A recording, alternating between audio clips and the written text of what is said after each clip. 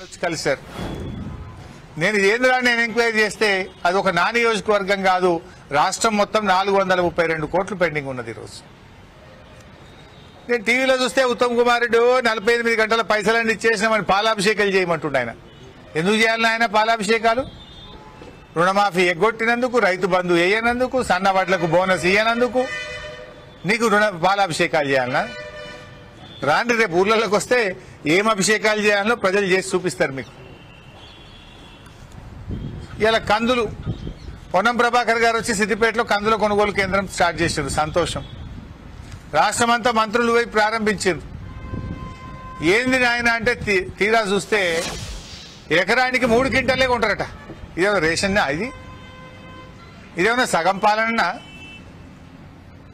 BRS party ఉండంగా రైతు ఎన్ని కందులు పండిస్తే అన్ని కందులు కొన్నాం మేము. కానీ ఇప్పుడు ఇది కాంగ్రెస్ సర్కార్, కోతల సర్కార్. ఇది ఎలక్షన్ల ముందేమో అవి కోతలు, ఏవి అడిగిందల్లా ఇస్తాం, కోతలే కోతలు.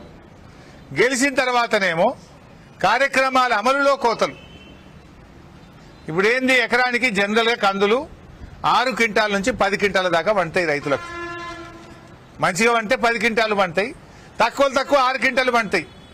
కానీ కాంగ్రెస్ వాళ్ళు ఏం చెప్తున్నారంటే, మీరు పాస్బుక్ తీసుకురాండి, వ్యవసాయ శాఖ అధికారులు నువ్వు అర్ధెకరం పండించినవా ఎకరం పండించినవా సర్టిఫికేట్ ఇవ్వాలి.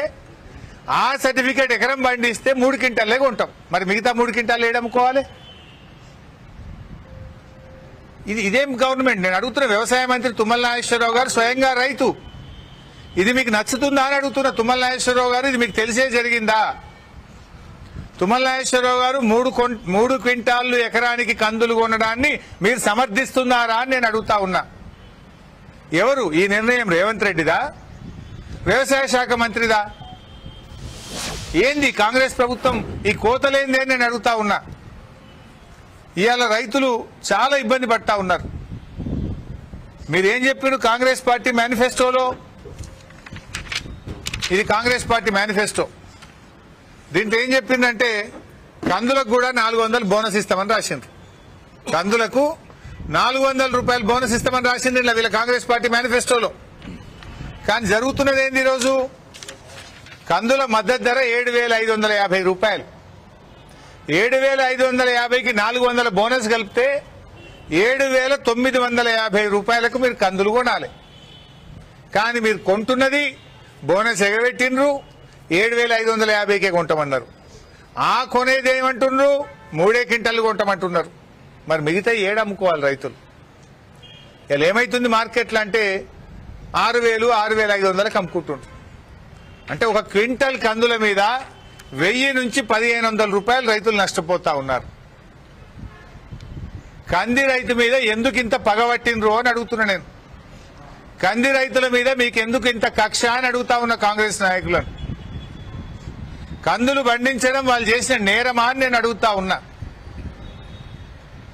కంది రైతులు ఇలా కొంతమందిని ఏమంటున్నారంటే, మీది వ్యవసాయ శాఖ అధికారులు క్రాప్ బుకింగ్ చేయలేదు. క్రాప్ బుకింగ్ అంటే ఏ రైతు ఏ పంట పండించిండో బుక్లో రాయాలన్నట. మరి వాళ్ళు రాయపోతే రైతులు ఏం చేయాలి? ఆయన కంది పండించిండు, ఆడికి పోతే వ్యవసాయ శాఖ అధికారులు ఆన్లైన్లో మల్లయ్య కంది పండించిందని రాయలేదు, నీది క్రాప్ బుకింగ్ జరగలేదు, నీ పంట కొనమంటు. క్రాప్ బుకింగ్ చేయకపోవడం అది ప్రభుత్వ తప్పు, ప్రభుత్వం యొక్క నిర్లక్ష్యం. మీరు చేసిన తప్పుకు రైతులు ఎందుకు బలి కావాలి? రాష్ట్ర వ్యాప్తంగా 10 లక్షల ఎకరాల్లో కంది సాగైతే క్రాప్ బుకింగ్ దాదాపు 3-4 లక్షల ఎకరాలు మిస్ అయింది. మరి ఆ 3-4 లక్షల ఎకరాల్లో వ్యవసాయ శాఖ చేసిన తప్పుకు పంట పండించిన రైతుల దగ్గర ఇలా మీరు కందులు కొంటలేరు. జిల్లా కలెక్టర్ల నుంచి వ్యవసాయ శాఖకు ప్రతిపాదన పంపించారు, మిస్సింగ్ ఫార్మర్స్ కు అనుమతి ఇవ్వండి, క్రాప్ బుకింగ్ లో మిస్సింగ్ ఫార్మర్స్ కు అనుమతి ఇవ్వండి అని జిల్లా కలెక్టర్లు వ్యవసాయ శాఖకు రాశారు. కానీ ప్రభుత్వం ఇంతవరకు అనుమతి ఇవ్వడం లేదు. జిల్లా కలెక్టర్లు ఎకరానికి 3 క్వింటాలు కాదు 6 క్వింటాలు కొనమని రైతులు అడుగుతున్నారు. 6 క్వింటాలు కొనడానికి అనుమతి ఇవ్వండి అంటే ప్రభుత్వంలో సప్పులు లేదు. నేను రేవంత్ రెడ్డి గారిని, తుమ్మల నాగేశ్వరరావు గారిని రైతుల పక్షాన్ని డిమాండ్ చేస్తున్నాను. రైతు ఎన్ని క్వింటాళ్ల కందులు పండిస్తే షరతులు లేకుండా, కోతలు లేకుండా రైతు పండించిన మొత్తం కందులను కొనుగోలు చేయడానికి వెంటనే ఆదేశాలు ఇవ్వాలని డిమాండ్ చేస్తున్నాను. మిస్సింగ్ ఫార్మర్స్, వ్యవసాయ శాఖ చేసిన తప్పుకు రైతులు బలి కాకుండా పంట పండించింది నిజం, పంట పండింది నిజం, అటువంటి రైతులకు వెరిఫై చేసి వ్యవసాయ శాఖ అధికారులు సర్టిఫై చేస్తే ఆ రైతుల దగ్గర, మిస్సింగ్ ఫార్మర్స్ దగ్గర కందులు కొనడానికి అనుమతి ఇవ్వాలని నేను ప్రభుత్వాన్ని డిమాండ్ చేస్తున్నాను. ఇక సన్ఫ్లవర్ రైతుల పరిస్థితి అయితే మరింత దారుణంగా ఉంది.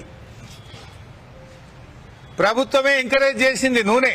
ఎందుకంటే ఈరోజు భారతదేశంలో వంట నూనెలు సరిపోక లక్షల కోట్ల రూపాయల వంట నూనెలు విదేశాల నుంచి దిగుమతి చేసుకుంటున్నాం. సన్ఫ్లవర్ ఎక్కడి నుంచి వస్తుంది? ఉక్రెయిన్ దేశం నుంచి, రష్యా దేశం నుంచి. ఆయిల్ పామ్ ఏమో మలేషియా నుంచి, ఇతర దేశాల నుంచి పంట నూనెలు దిగుమతి చేసుకుంటున్నాం. దానివల్ల లక్షల కోట్ల విదేశీ మారక ద్రవ్యం భారతదేశం కోల్పోతా ఉంది. అందుకోసం ప్రభుత్వమే ఆయిల్ పామ్ కానీ, గ్రౌండ్ నట్ కానీ, సన్ఫ్లవర్ లాంటి పంటలు పండించమని ప్రోత్సహించింది. కానీ ఆ ప్రభుత్వమే